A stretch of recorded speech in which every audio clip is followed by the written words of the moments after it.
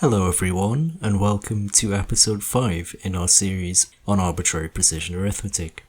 Today we're going to be covering another type of multiplication algorithm called Karatsuba multiplication. So, this algorithm was discovered by Anatoly Karatsuba in 1960.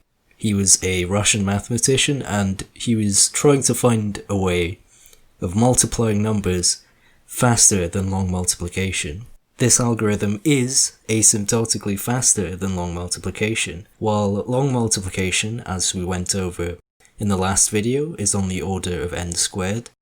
Karatsuba multiplication is on the order of approximately n to the power of 1.58. How did Karatsuba discover a way of multiplying numbers faster than long multiplication? Well, let's have a look at the most basic multiplication we can do in each algorithm. Let's see how at the very basic level the algorithms work. So, in long multiplication, when you multiply 2 digits by 2 digits, this requires 4 basic multiplications, and we'll see how. So, we have two numbers, AB times CD, where A and B and C and D are the most and least significant digits of each of the numbers. So, to get the least significant part of the product, we multiply B times D, the least significant digit times the least significant digit. Then, we multiply A times D, and then we add that to B times C to get the next most significant part. And finally, we multiply the two most significant digits to get the most significant part. Now, this is an oversimplification. Of course, we have to do all the carrying and stuff, but this is algebraically how we multiply two-digit numbers in long multiplication. This shows us that 4 multiplications are done. However, Karatsuba noticed that you can do the same multiplication with only 3 basic multiplications. So first of all, in Karatsuba multiplication, we have some intermediate variables that we will be using later to calculate the final result. So first of all, we're setting this variable f to A times C, the most significant by the most significant digit, and then we're setting g to B times D, the least significant by the least significant digit. And then we calculate h as A plus B times C plus D. And then we calculate k as h minus g minus f. Now, as you can see in these intermediate calculations, we've only done 3 multiplications so far, but now let's have a look at what k actually is. In algebraic terms, you will find out that this is equal to A times D plus B times C. Now, let's go back. A times D plus B times C, as we can see here, is the same as the part with significance 1 in long multiplication. So, we have already calculated this with Karatsuba multiplication using only 3 multiplications, while to calculate this whole thing, we would need 4 multiplications in long multiplication. So, to calculate the final product, we calculate the sum of g at significance 0, which is the same as B times D. And let's go back, this is the exact same. We set k to the next most significant part, and as we have already shown, this is the same as in long multiplication. And then we set the next most significant part to f, which is A times C. And as you can see, this is the same as what is done in long multiplication. And thus, we only require 3 multiplications, 3 basic multiplications, to do the same multiplication. We have just looked at the most basic example, 2 digits times 2 digits. So how do we multiply larger numbers? And the answer is, we will use the Karatsuba algorithm recursively. So if we go back and see that we have A B times C, D. Each of these parts, A, B, C, and D, instead of being individual digits, they will be half of the digits of each of the numbers. And these are multiplied with the same algorithm, repeatedly halving the amount of digits in each part until each part is small enough to multiply directly. So either with a basic multiplication or with a different algorithm like long multiplication. And in fact, for relatively small numbers, the overhead of Karatsuba's algorithm makes it slower than long multiplication. We're doing recursion, we're doing some additional additions, subtractions. It's slower on a smaller input size. However, asymptotically, it's faster. Arbitrary precision arithmetic systems will generally use long multiplication for numbers up to a certain size, and then above that size they will switch to Karatsuba.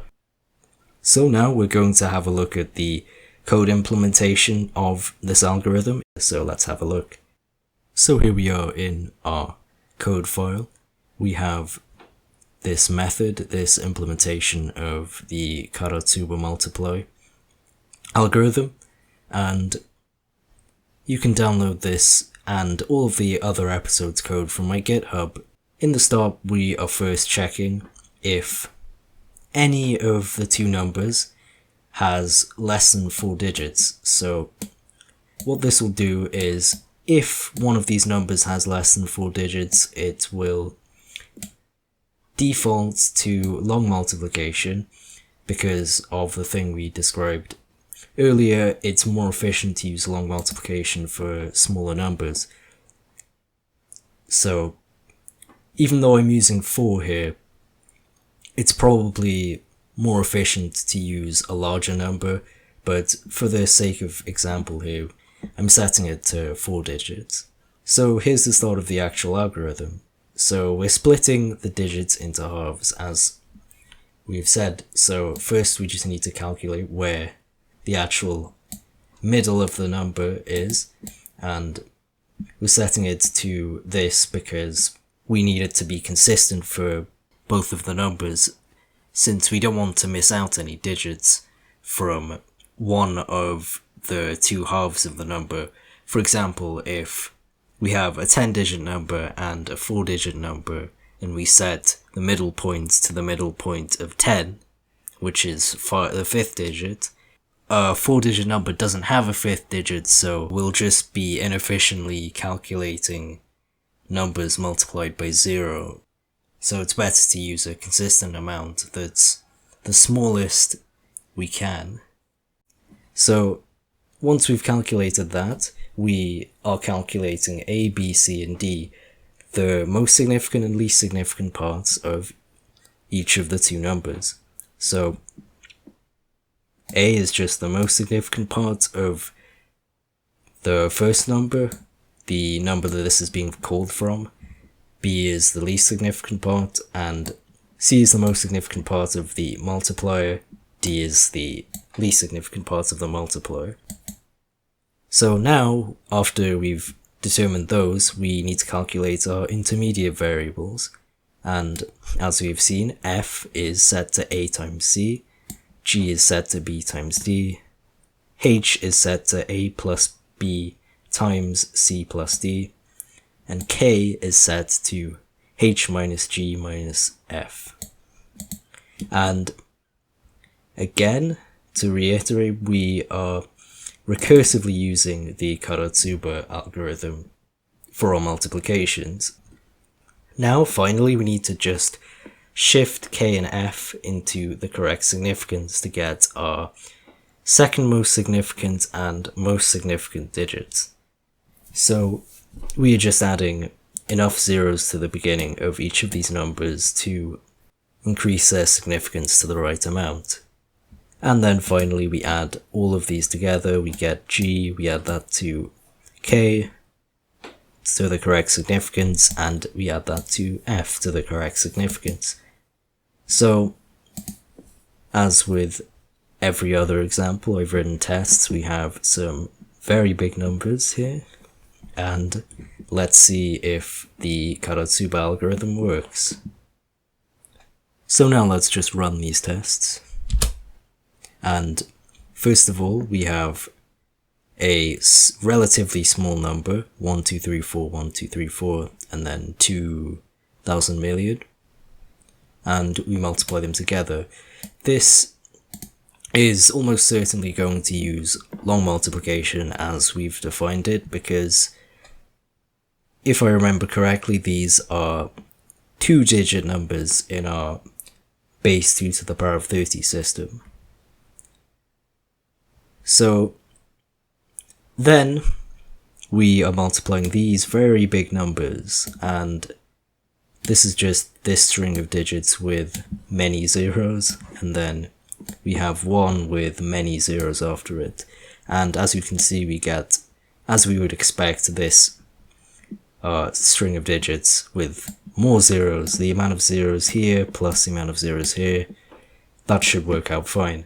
And then we have these two big numbers, we're multiplying them together.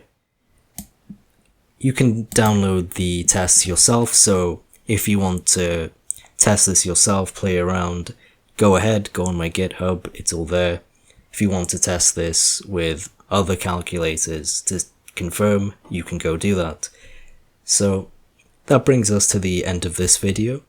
Like and comment if you like this video, or if you have anything to say, any questions, any criticism, any praise, anything you want me to make videos on. And subscribe and hit the bell if you liked, if you want to see more. Next episode we'll be covering long division and comparing that to the other algorithms we have seen before. So stay tuned for that, and have a great day everyone.